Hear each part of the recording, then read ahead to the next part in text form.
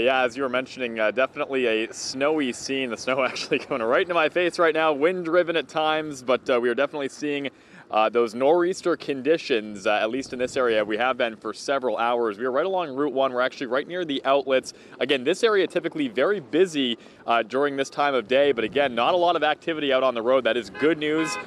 That guy waving hello there and giving us the honk. But again, a lot of people are staying inside. That's what you want to do today because, as you can see, the snow coming down at a moderate to heavy clip.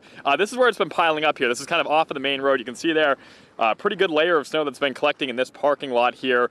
At last measurement, probably right around 3.5 inches. Again, about an inch an hour here along the coast in York County. So as that continues to ramp up as we go through the afternoon, we will continue to, of course, add to those totals. And as I mentioned before, the wind really a factor here along the coast as well. That's why that blizzard warning is up, went into effect last hour, right through the afternoon into the evening.